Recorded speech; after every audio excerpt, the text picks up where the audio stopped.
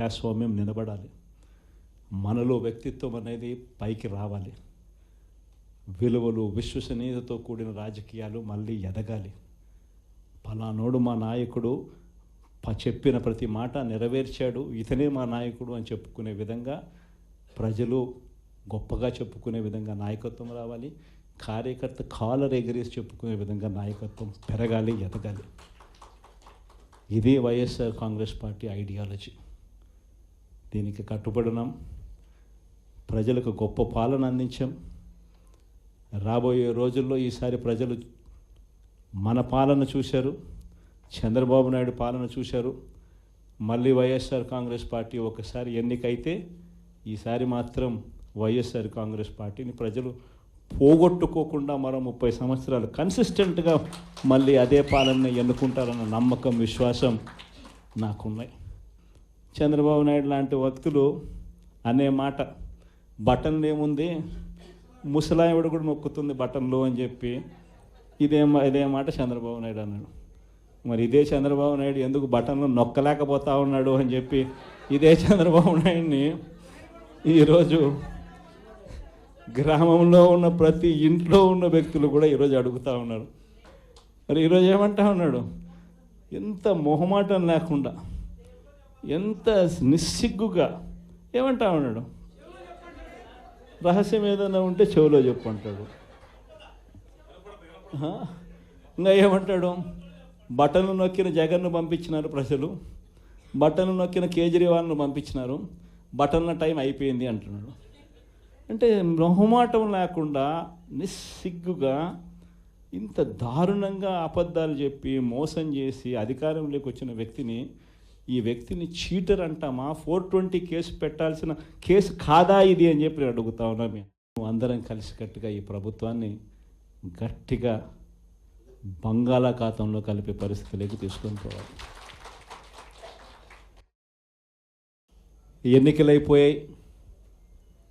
దాదాపుగా 9 నెలలు కళ్ళు మూసుకొని కళ్ళు తెరిచేసరికి అప్పుడే 9 నెలలు గడిచిపోయింది.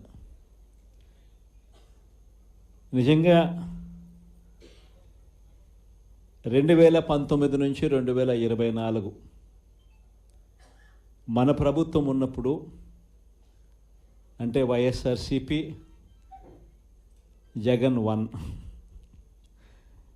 పరిపాలన ఉన్నప్పుడు మనమంతా కూడా ఆ 5 ఏళ్ళు చరిత్రలో ఎప్పుడు చూడని విధంగా, ఇంతకుముందు ఎప్పుడైనా ఇది సాధ్యమేనా అని అనుకునే పరిస్థితి నుంచి కాదు, లేదు, ఇది సాధ్యం అవుతుంది అని చెప్పి చరిత్ర మార్చిన పాలన చూపించగలిగిన పాలన ఎక్కడైనా జరిగింది అని అంటే అది వైఎస్ఆర్ కాంగ్రెస్ పార్టీ పాలనలోనే మాత్రమే జరిగిందని చెప్తాను.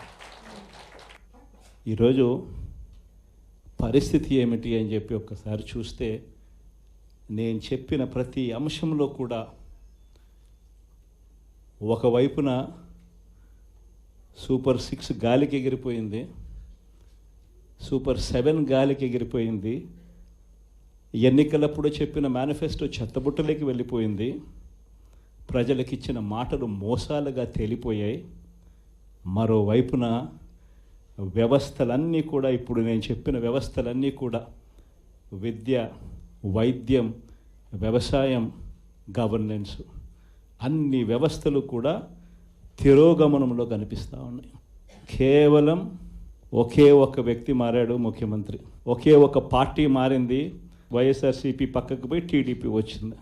తేడా అంతే.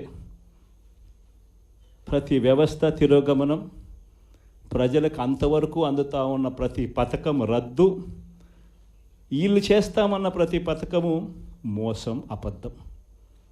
కేవలం 9 నెలల కాలంలోనే ఇవన్నీ మన కళ్ళ ఎదుటే ఇవాళ కనిపిస్తూ ఉన్న పరిస్థితులు. నేను అందుకనే చెప్తా ఉన్నా, ఈరోజు ఓడిపోయినా కూడా చెప్తా ఉన్నా, మనకి ఇంతకుముందు 50% ఓట్ షేర్ వచ్చింది. ఈ ఎన్నికలు అయిపోయేసరికి మన ఓట్ షేర్ 40%. ఒక 10% ఓట్ షేర్ మనకు రావాల్సింది రాకుండా పోయింది. కారణం, ఆ రోజు కేవలం మీ జగన్ అబద్ధాలు చెప్పలేకపోయాడు, అదొక్కటే కారణం. కానీ నేను చెప్తా ఉన్నా, మీ జగన్ అబద్ధాలు చెప్పలేకపోయాడు కాబట్టి అధికారానికి మనం దూరం అయ్యాం. కానీ అధికారానికి దూరం అయినా కూడా మీ జగన్ మీ గుండెల్లోనూ మీ మనసుల్లోనూ లీడర్ అంటే ఇలా ఉండాలి అని చెప్పి మాత్రం ముద్ర వేయగలిగాడు.